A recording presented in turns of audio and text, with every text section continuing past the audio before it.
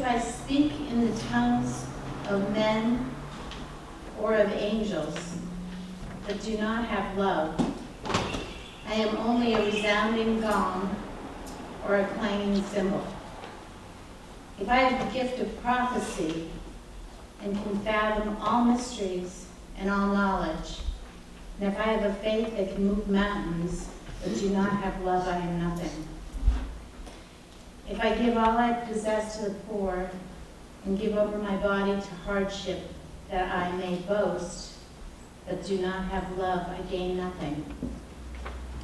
Love is patient, love is kind. It does not envy. It does not boast. It is not proud. It does not dishonor others. It is not self-seeking. It is not easily angered. It keeps no record of wrongs. Love does not delight in evil, but rejoices with the truth. It always protects, always trusts, always hopes, always perseveres. Love never fails. But where there are prophecies, they will cease. Where there are tongues, they will be stilled. Where there is knowledge, it will pass away. For we know in part, and we prophesy in part. But when completeness comes, what is in part disappears. When I was a child, I talked like a child, I thought like a child, I reasoned like a child. When I became a man, I put the ways of childhood behind me. For now we see only a reflection as in a mirror. Then we shall see face to face. Now I know in part, then I shall know fully, even as I am fully known. And now these three remain, faith, hope, and love. But the greatest of these is love. This is the tune to a dance called Queen's Delight. I once heard Paul say when he thought that of all the dancing he had done, Morris was probably the most joyful. And this is one of the most joyful tunes that I think I even know from the Morris repertoire. So that's what I thought would be a good one. To remember Paul for one of the most joyful people I ever knew.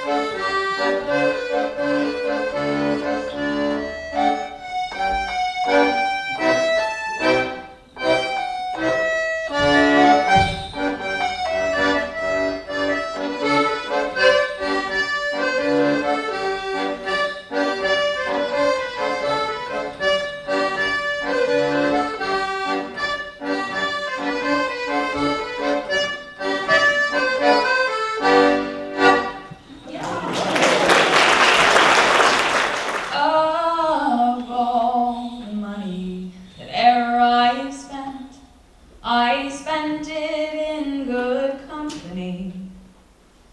Of all the harm that e'er I've done, alas, it was to none but me. And all I've done for want of wit, to memory now I can't recall. So fill to me the parting glass. Good night and joy be with you all. And all the comrades that e'er I've had are sorry for my going away. And all the sweethearts that e'er I've had would wish me one more day to stay. But since it falls unto my lot that I should rise and you should not, I'll gently rise and I'll softly call. Good night and joy be with you all. So fill to me the parting glass. Good night and joy be with you all. Good night and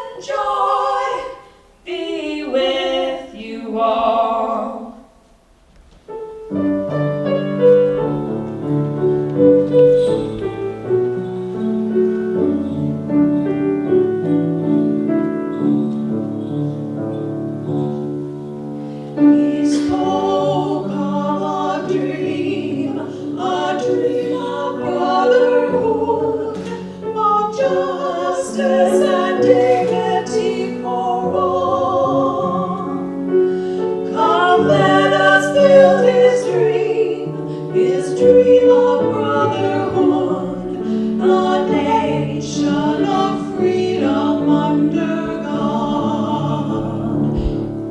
He dreamed his nation would rise up and live its creed. He dreamed the ending of oppression and of need. He dreamed his children would be judged on their own word. He dreamed the coming of God's kingdom here on earth. Let freedom ring, he cried on every mountainside. Let freedom ring, he cried from valleys far and wide.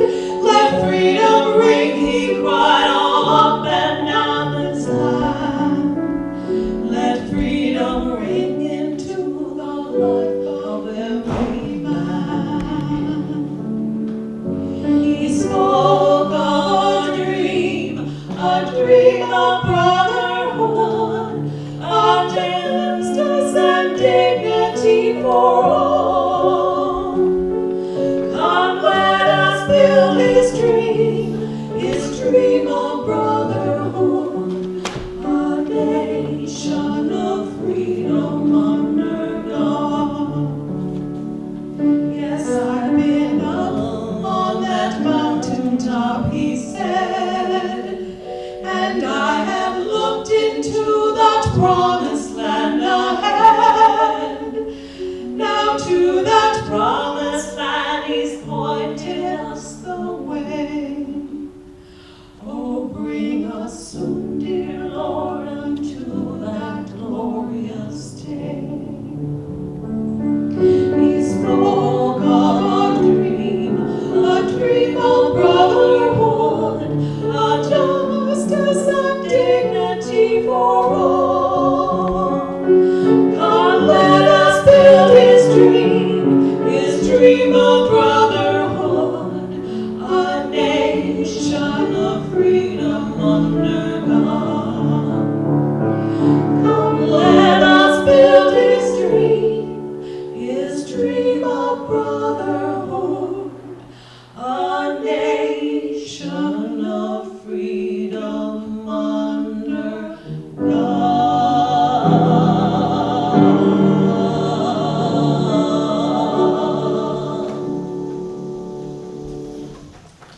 First, there were many hands to help make this event come together. And I'd like to thank Leroy for opening up the church to us and helping us remember Paul in a place that he gave a lot of joy and brought a lot of joy. So that meant a lot. And there were, as you can imagine, lots of logistics in planning an event like this. At one point, and I think I even said this to Maggie on the phone, I said, I feel like I'm planning a wedding, except I don't have to deal with bridezilla. And, there's flowers and caterers and all that stuff, and lots of details. I had no idea. So there were lots of people to help bring this together, and that means a lot. When we began to inject ourselves more frequently into Paul's life, we dubbed ourselves the annoying nieces and nephew. Though it was clear he wanted to maintain his independence, he was gracious in allowing us to relocate him closer to us in Massachusetts and have more of a physical presence than the 2 or 3 times a year that we would usually see him. I think he knew where this was going. Over the last 5.5 years, we had the gift of being more connected to him and the added joy of getting to know his dear friends from Miami's River North. As they made sure that, you said smile, right? I just smile, and that would help me not cry. Smile. As they made sure that Paul was still part of their circle, of their loving circle. He surely treasured those visits. The last visit, coming about a month before he died, was a good visit. He was alert and smiling and trying to hum along. We would sing something, and he would respond, "How beautiful." Another song would elicit a different response. He would say, maybe not that one. It felt a bit like an audition.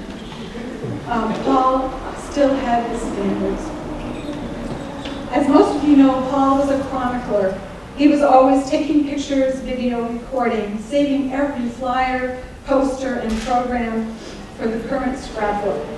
While we were losing him by inches over the last 5 years, we have discovered, to our great joy, that by going through these many albums and scrapbooks, we are getting him back again. We are reliving years of his teaching and church work, workshops, and volunteerism. He traveled to over 50 countries on 7 continents. Antarctica was his very last trip. He embraced every culture he experienced, trading dances everywhere he could, even with the headhunters in Borneo. Not everybody survives those. He managed to escape with a dance or two. When Paul hosted a gathering, everyone was made to feel welcome.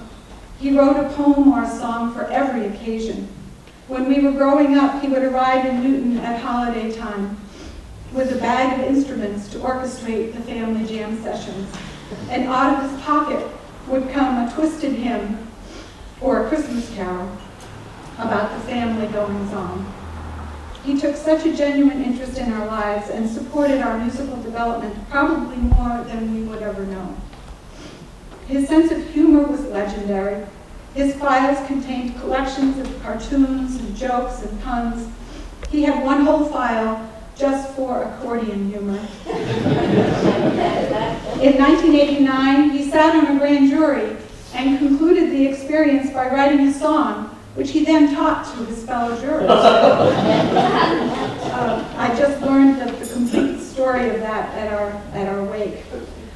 After the jury had rendered their decision, he led the jury in the song for the attorneys.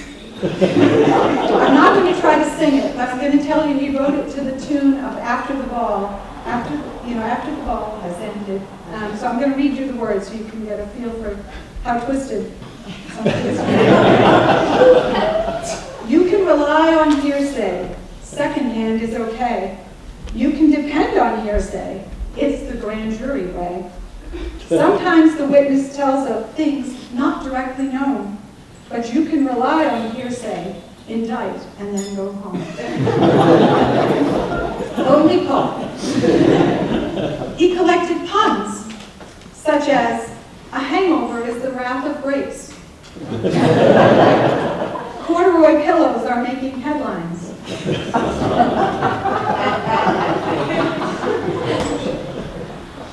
He had a wonderful collection of t-shirts. These are washed, dried, and folded over in Conant Hall, and while they last, you are invited to take one as a memento.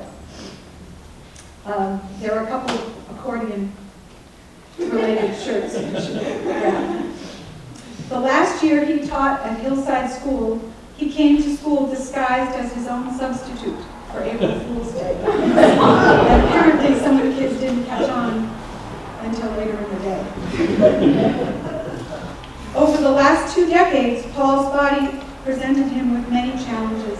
His eyesight, always bad, was getting much worse. His hearing was going. Then there was bladder cancer and various joint ailments. Through it all, he managed with humor and grace. In 2004, as he prepared for total knee surgery, thank you very much, Mars people, he wrote a sonnet to the knee and handed it to the surgeon to put him in a good mood. And I'm going to read you that sonnet. A sonnet to the knee. Let us consider now the humble knee, which bends and twists according to our whim, and through our life gives movement fair and free, the center of a long and lovely limb.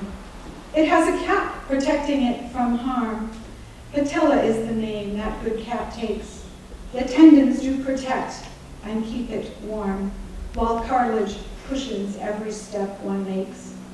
Alas, it tends to wear out as we get old, and science now can rescue it in truth, and keep us moving merrily and bold. permitting us to ever keep our youth. If this replacement now can make me free, I will rejoice and dance and thankful be. Paul was passionate about so many things, but I think his work with children gave him the most profound sense of purpose. I came across a copy of a personal letter he had written to a friend, and I'd like to share some of it with you. School has been beautiful as usual. The kids have really kept me going. My fours have been going off in small groups with their own choices of instruments and coming back with the most fantastic compositions. That they are so completely into it, so uninhibited and creative in what they do, gives me the highest satisfaction. I don't know what better I could do for the kids. Many days are almost unbearable in the most positive sense. I feel utterly saturated aesthetically and emotionally with what one class has done. It could last me a week. But then I have class after class. It's a wonder I don't blow my mind. I guess I told you about the fourth grader who said, "Have you noticed, Mr. Kerlee, how everyone in the school loves you?" Paul gained recognition nationally for his work teaching Morris and sword dancing to children. His publication, To Autumn in the Spring, still sells to this day. Among his most treasured experiences was his almost 30-year run with Mianus River Morris. Thankfully, he left a plentiful and joyous record of video and photos. This team clearly meant so much to Paul. He danced until his knees and vision gave out. He accompanied the dancers on his ever-present accordion. I hear tell of many Morris gatherings with beer, Chinese food, cheese balls, and peanut butter cookies. And yes, he had a poem for his beloved cookies too. When Paul passed at 1 a.m. on Saturday, June 28th, I texted John and Carol that he had danced out of this life. Gail from the Morris team had this response. Yes, the news was sad to hear. However, when I heard it from Carol, it was early Saturday morning, right outside one of Paul's favorite places on earth, outside the sheep barn at Old Songs Festival. John soon joined us, and we had some joyous memories of how he used to love to giggle and sing Sacred Heart there. We were happy that he was at peace and just knew that he had intentionally planned to depart when he had, just so he could be with us at Old Songs Fest. His good friend Peter said so too. We were convinced that he was with us there. I was terribly sad that the others said that he would rejoice to be there and be free to sing. On one of my last visits with Paul, when he was still able to speak somewhat, he dropped a sentence on me that I will never forget. He often would be trying to say something in phrases that did not make much sense. Then suddenly, he looked right at me, smiled, and winked, saying very clearly, "Next time, it will be better."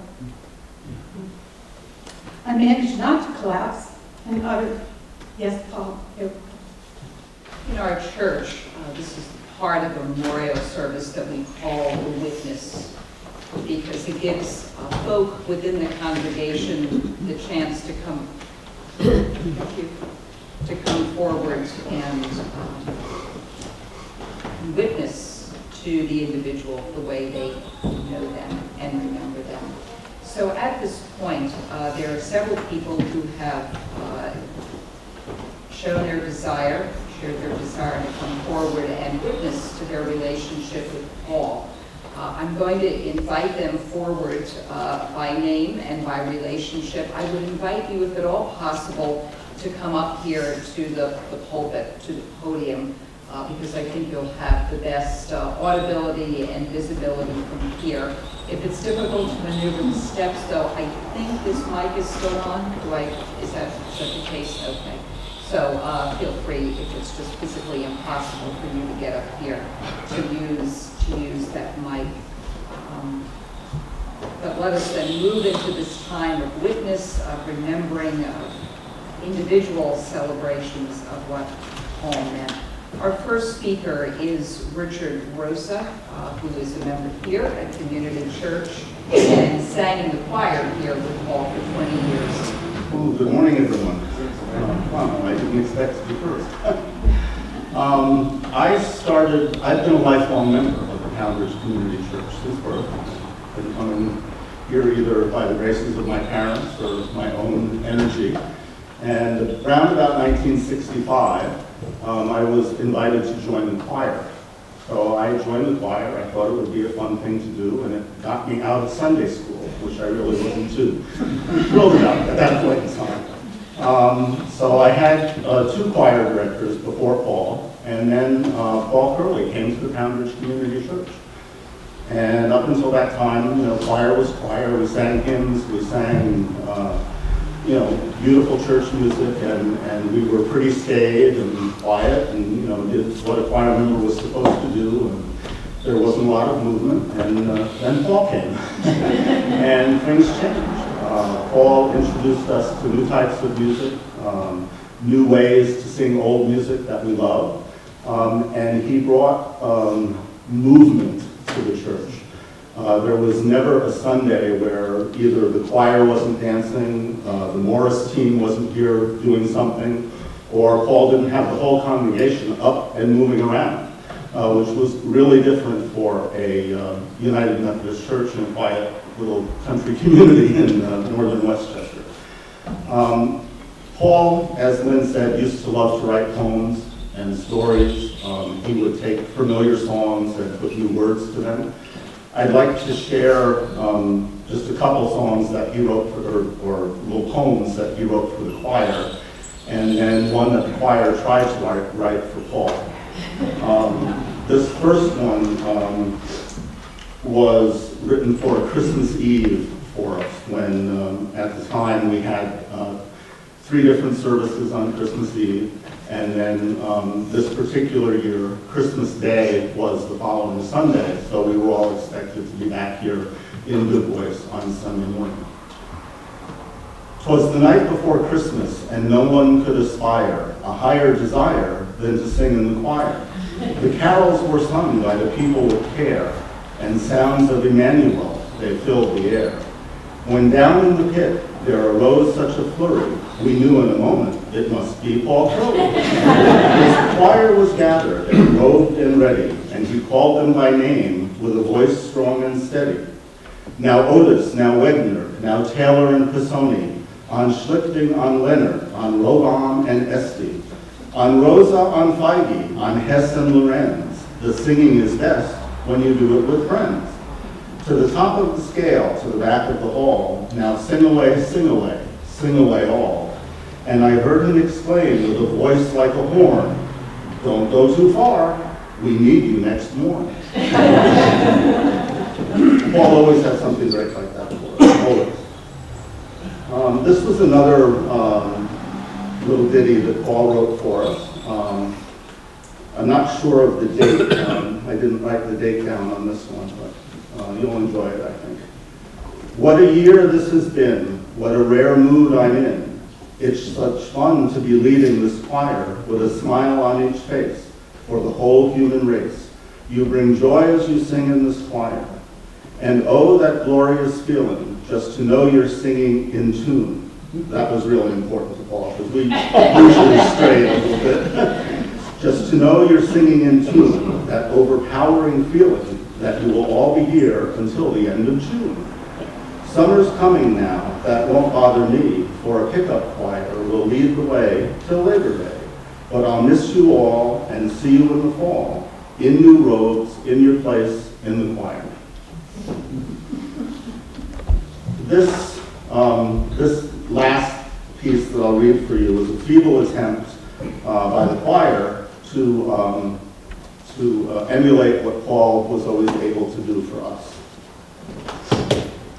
This was in March of 1985, and it was on the occasion, I believe, of his 50th anniversary as our choir director here at Cambridge Community Church. Oh, his name is Mr. Kerlee. He is the leader of our choir. Although we're few in number, Mr. Kerlee lights our fire. He pulls the notes out from us as a dentist uses pliers, and we're so happy just to be in Mr. Kerlee's choir. Oh, he makes us play the instruments and sing along also. He says his kids in school can do it, so we can do it also. So Hillary plays the cello, while Stubby plays the lyre, and the rest of us play the xylophones in Mr. Kerlee's choir. Thank you very much. Paul was a great, wonderful, and dear friend, and I'm not going to say I'll miss him because I have a scrapbook full of wonderful little poems and stories and songs that he wrote for us during his tenure here and afterwards. Thank you. Next, Brian Newman, who is a member of the Miamis River Morris Dance Company, will share some reflections. I've heard it said that when we die, we are washed into the next life on the flood of tears shed by the people who miss us. And so, looks like Paul is whitewater rafting in heaven today. So Paul, we will go no more roving so late into the night, though the heart be still as loving and the moon be still as bright.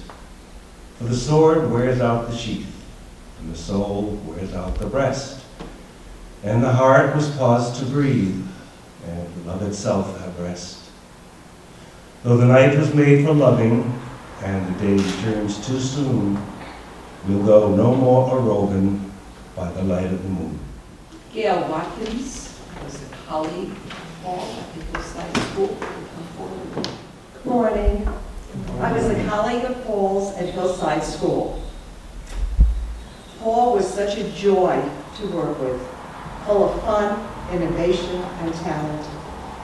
Paul made us better teachers. He was there for us, and I often bounced ideas around with him. I never had a student who didn't love Paul. The Morris dancers at Hillside were so incredible, with Paul as their teacher and leader. I always thought of Paul as the Pied Piper of Hillside. I know he is dancing and singing with the angels, teaching them the joys of Morris dancing and composing their music and poems. To say I've enjoyed hearing the bells.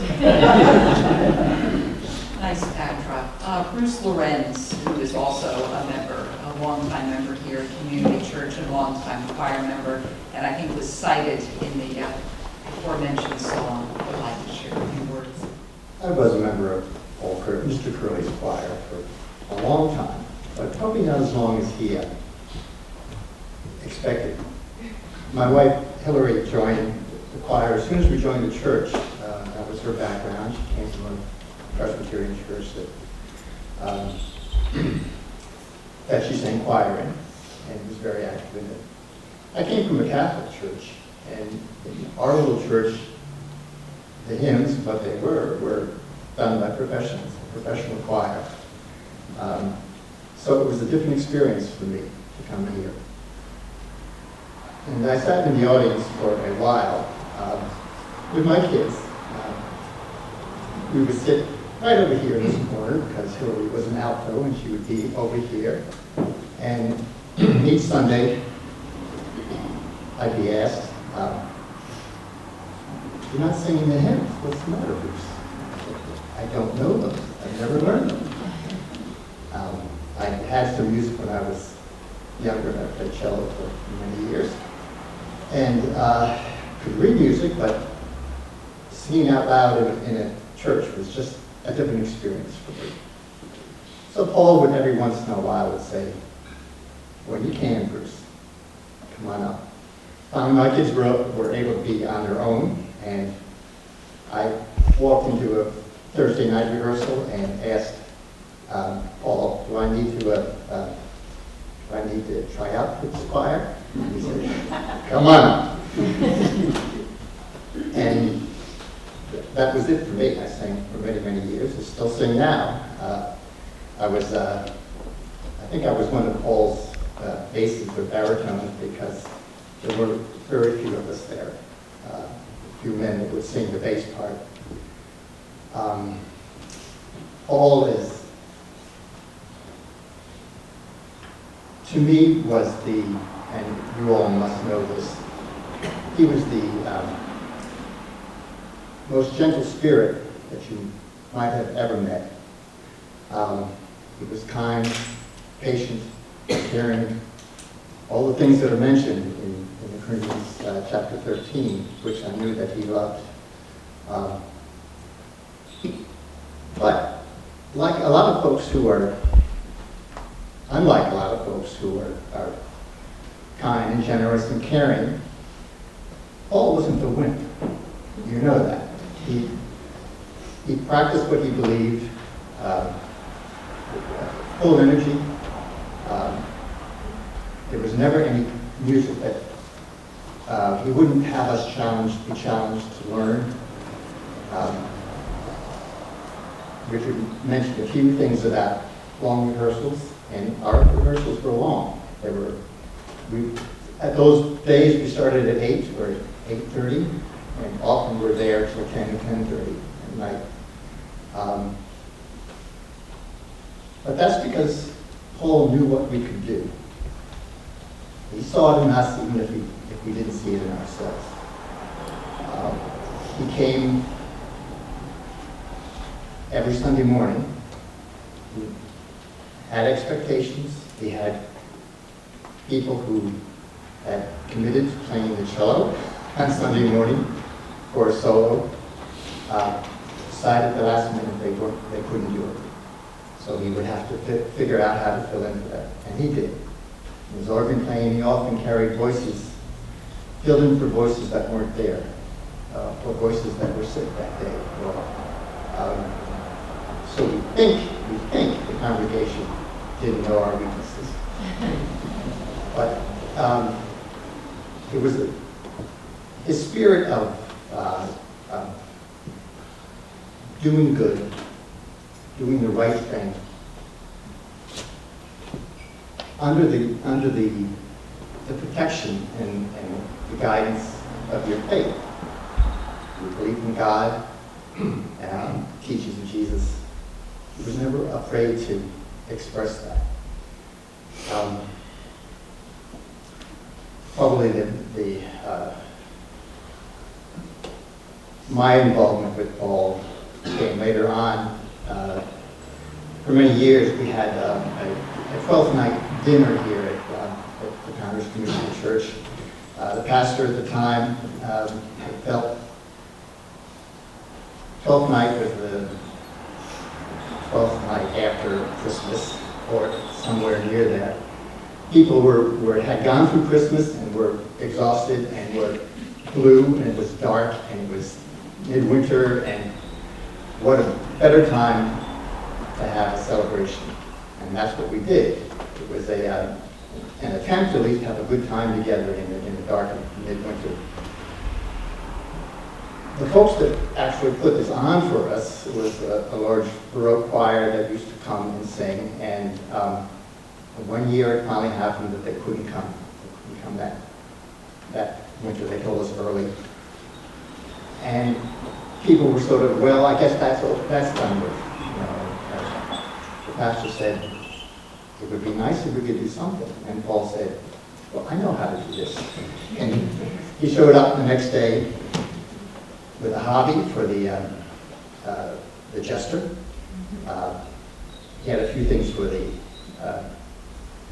jester's outfit, although we didn't really have a good outfit for that. We started to put music together. My wife at the time, Leroy, and I worked with Paul, and we suddenly were producers of this big spectacular, because we had the Morris dancers come and the Morris dancers perform.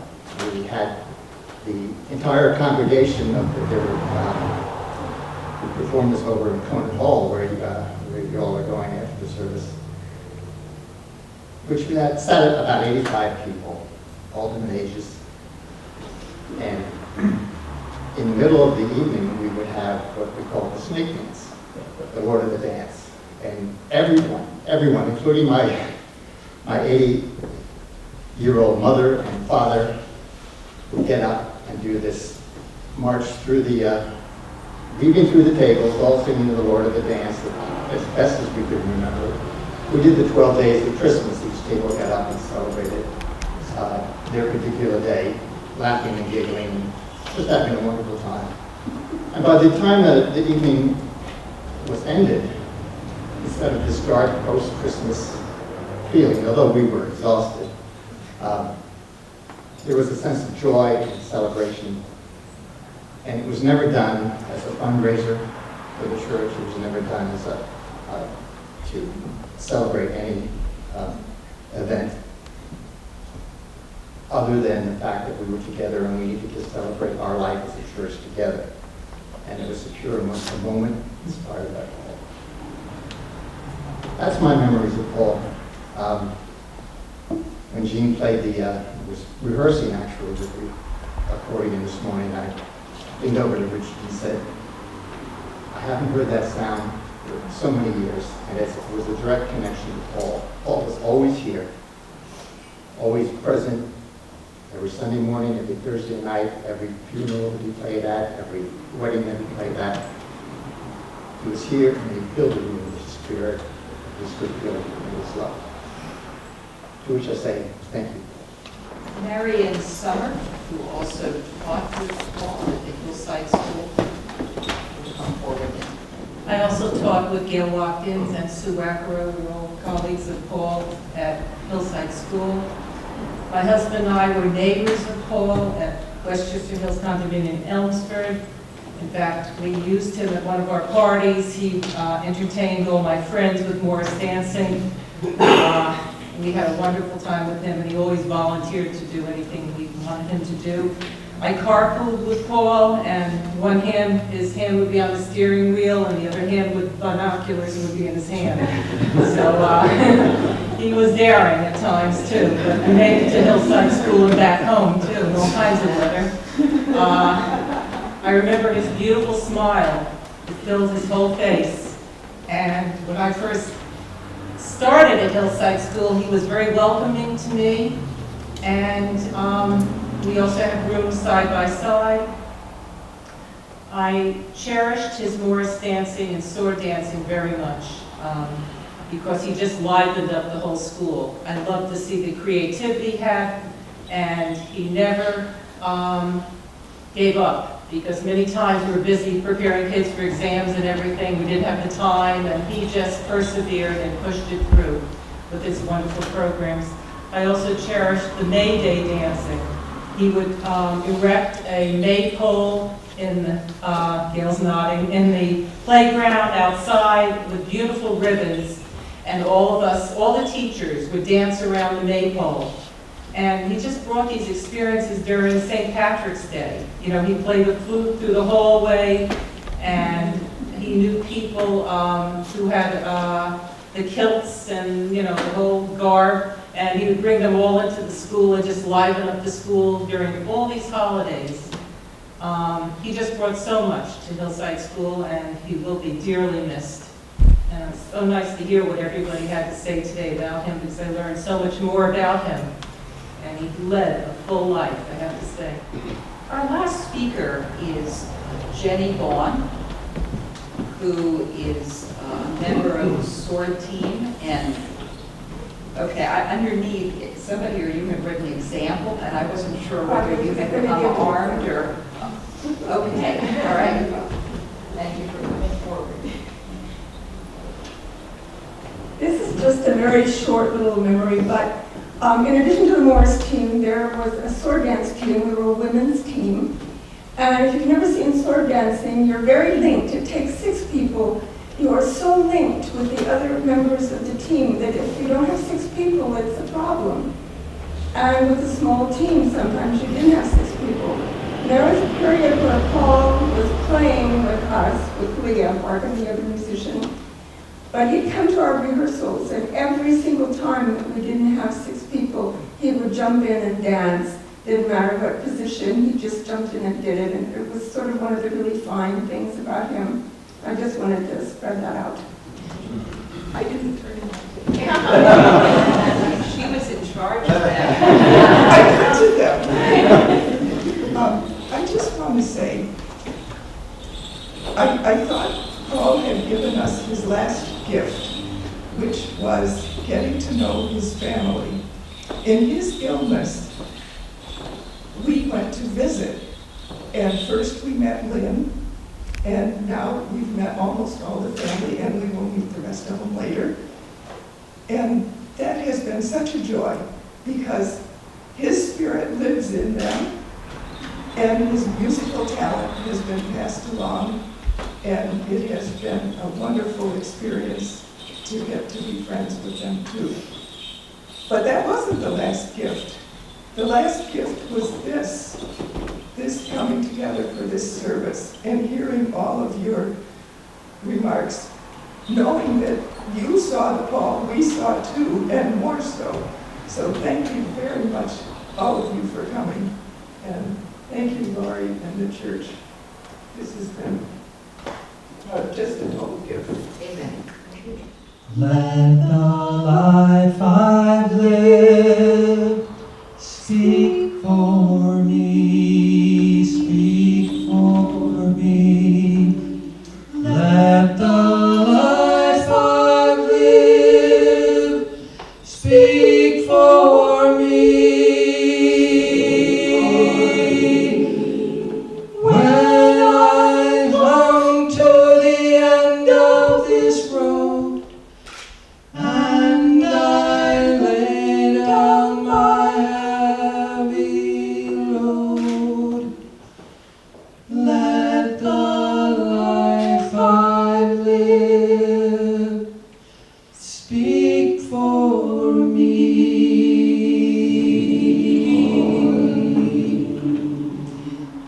Let the friends I've made speak for me. Let the friends I've made speak for me. When I come to the end of this road, and I lay down my heavy load, let the work I've done speak for me. Let the work I've done speak for me. Let the work I've done speak for me. When I come to the end of this road, and I lay down my heavy load, let the work I've done speak for me.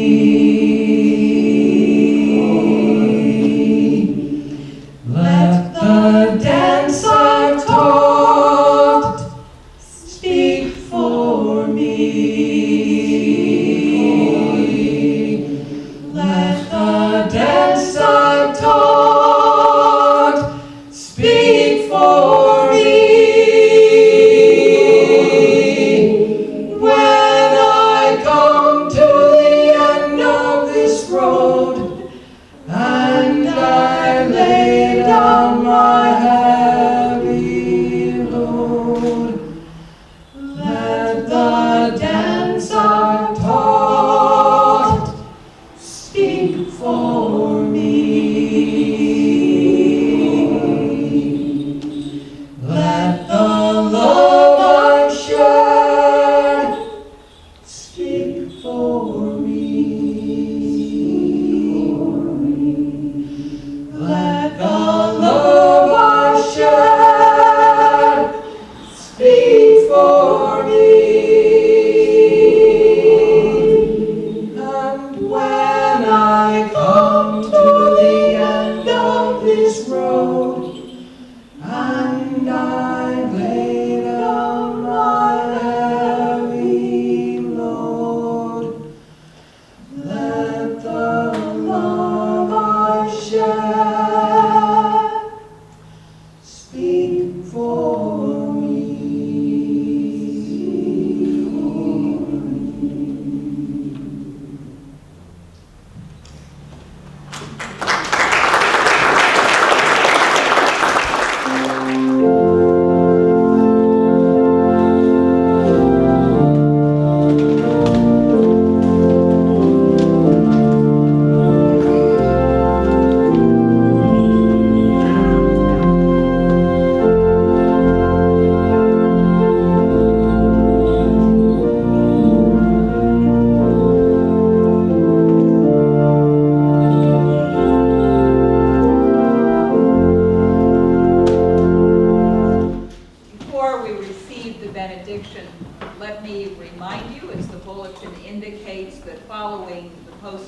which Peter will play. The Morris Dance Troupe that is present will lead us in recessional. You are all invited to join behind them because you will recess all the way over to Conant Hall, which is located across the road, kind of as I'm looking at it now, to my left, where there will be luncheon served, and the remembrance of Paul and the celebration of his life will continue. And now, may the Lord bless you and keep you. May the Lord make his face shine upon you and be gracious to you. And may the Lord lift up his countenance upon you and give you peace. Amen. We'll push us out to the Morris Dancers' traditional farewell, Bonnie Green Garters.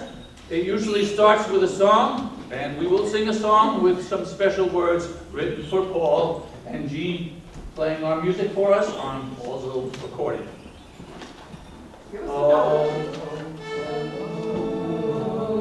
Here's to our Kerlee, we loved him so well, a leader in everything Morris. Here's to his ribbons, and here's to his bells, and here's to his voice in the chorus.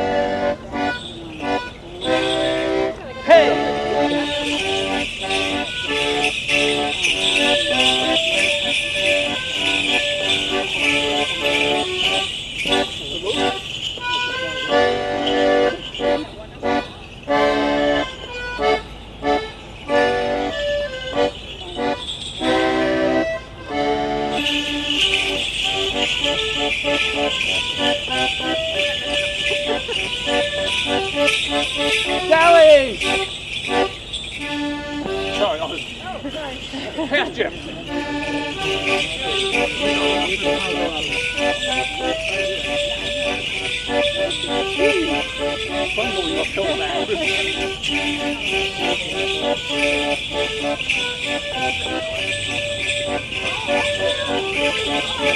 Sally!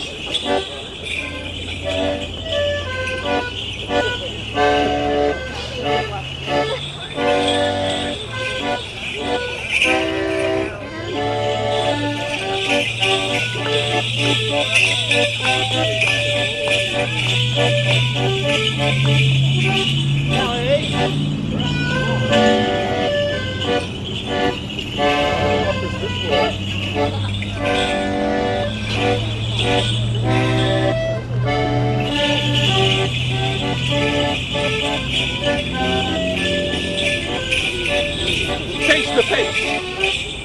Sorry, back to back.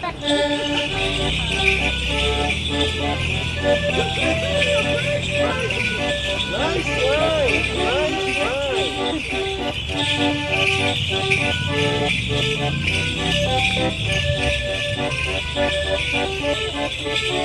Kick capers.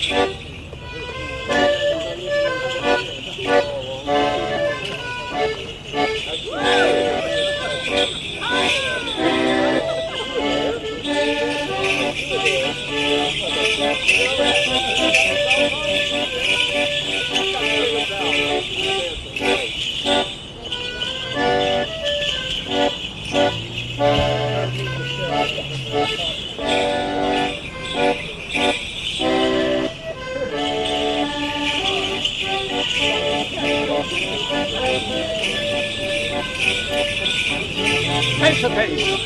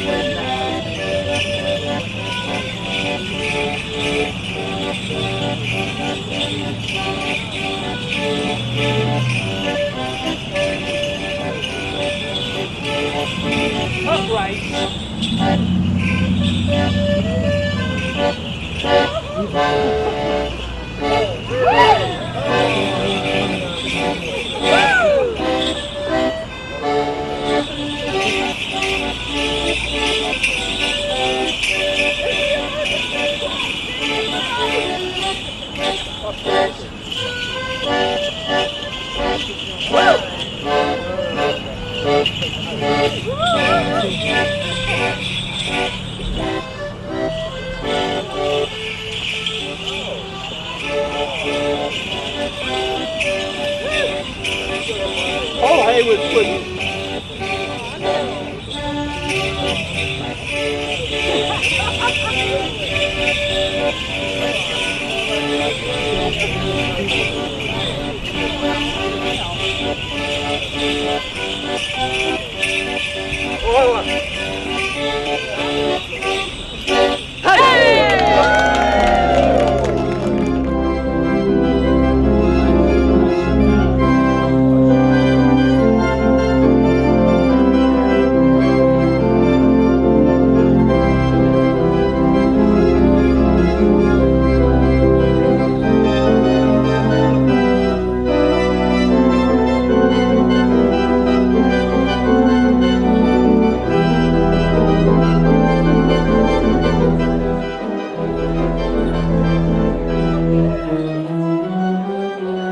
There's lilt in this song I sing, there's laughter and love. There's tang of the sea and blue from heaven above. Of reason there's none, and why should there be? For why? As long as there's fire in the blood and light in the eye. Er fa la la lo, er ro, er fa la la lay. That's it. Er fa la la lo, er ro, er fa la la lay. Er fa la la lo, er ro, er fa la la lay. Aliva lo, er ro, er fa la la lay. And whether the skin and whether the blood be highland, lowland, or no, and whether the skin be black or white as the snow, of siblings akin we are one, be it right, be it wrong, as long as our voices join the chorus of song. Er fa la la lo, er ro, er fa la la lay. Er fa la la lo, er ro, er fa la la lay. Er fa la la lo, er ro, er fa la la lay. Aliva lo, er ro, er fa la la lay. In the morning when the world was begun, I danced on the moon and the stars and the sun. I came down from heaven and I danced on the earth. At Bethlehem I had my birth. Dance, dance, wherever you may be. I am the Lord of the dance, said he, and I lead you all. Wherever you may be, and I lead you all in the dance, said he.